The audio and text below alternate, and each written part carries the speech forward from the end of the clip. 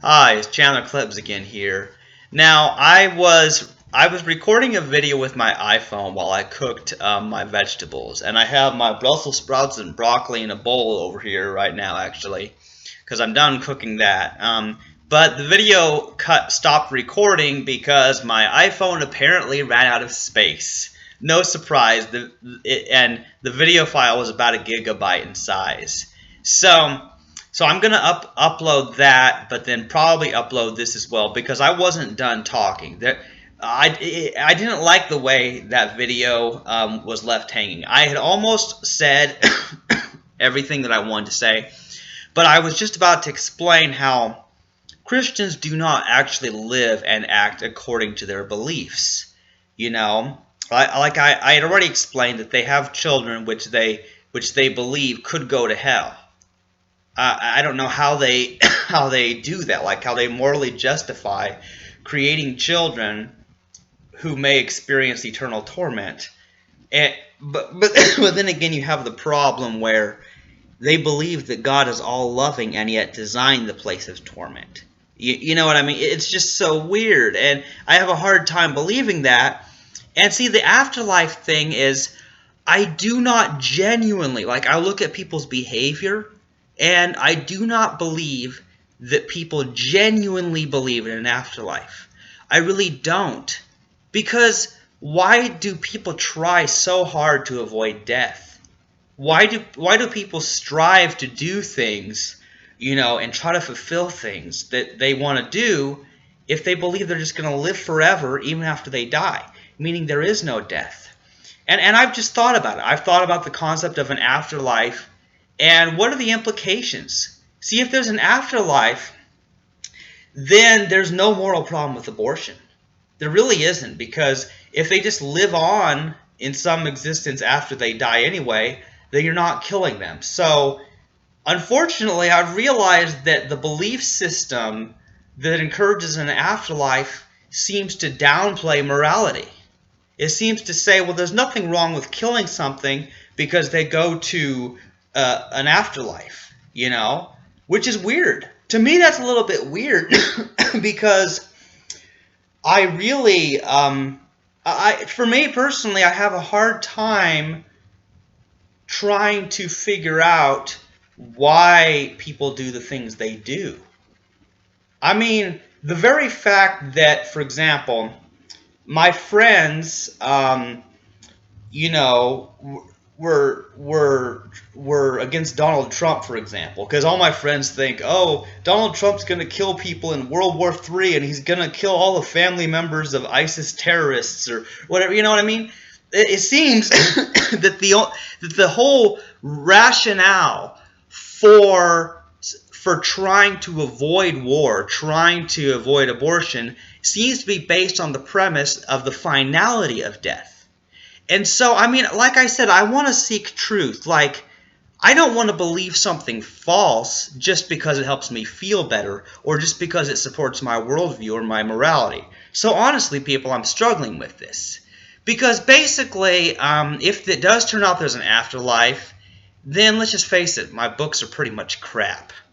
Seriously, people, there's no point in promoting, like, I don't really see the point in promoting nonviolence if there's an afterlife, because I mean, sure, I mean, it's kind of weird. There's too many unanswered questions. I feel like the issue of an afterlife brings up more questions than it does answers, because I feel like I have to know the nature of that afterlife, all the details entirely, if there is an afterlife. But of course, that wouldn't happen until after I'm dead.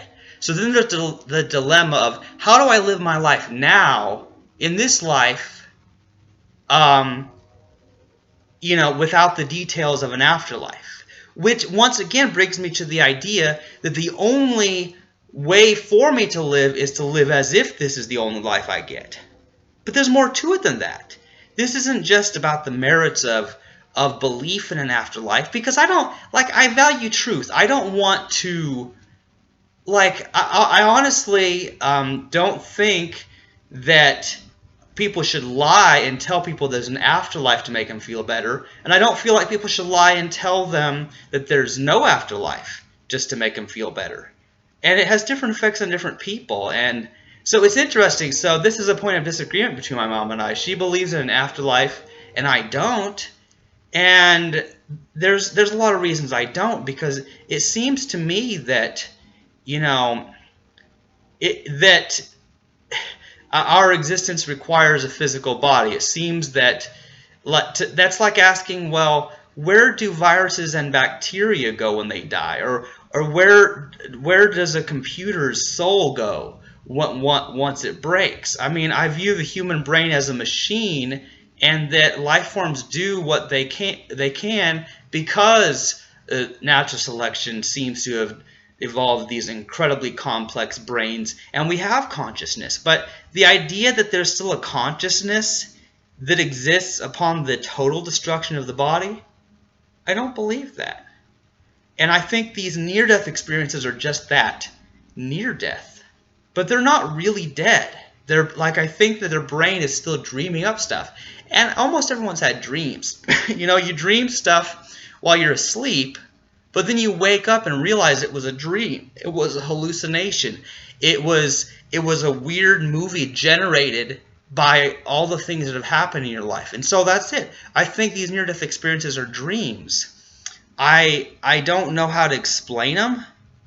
And it's kind of like, well, I believe that these near-death experiencers, they either are delusional, having hallucinations, or they're lying for some financial gain. Like, I have a hard time believing that what they say is actually true.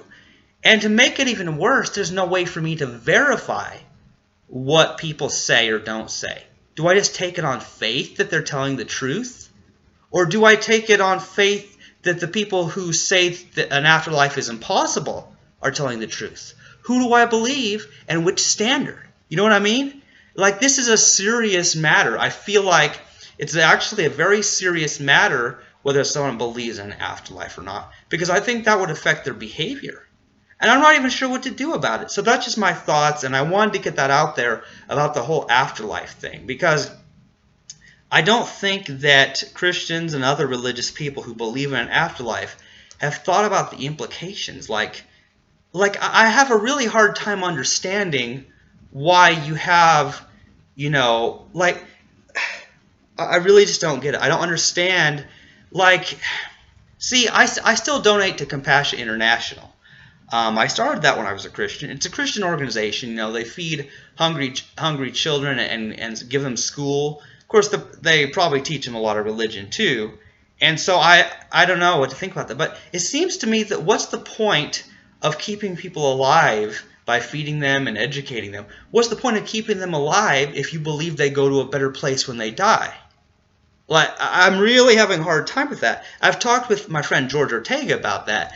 And the whole concept is so confusing that I'm actually more baffled as to how people live in a contrary way to what they believe. I feel that the way I live is at least in agreement with the fact that I believe this life is all we get. I want to be consistent because consistency tends to go with honesty. So I'm just being honest here. I'm really not sure what to think of this afterlife thing. And I think now that I said that, that's all I needed to say. So I'll probably upload the video I did from my iPhone, but I'll probably upload this as well, just because my thoughts weren't finished in the previous video. So that's all I have to say for today. Thanks for listening. Hope something made sense. Bye.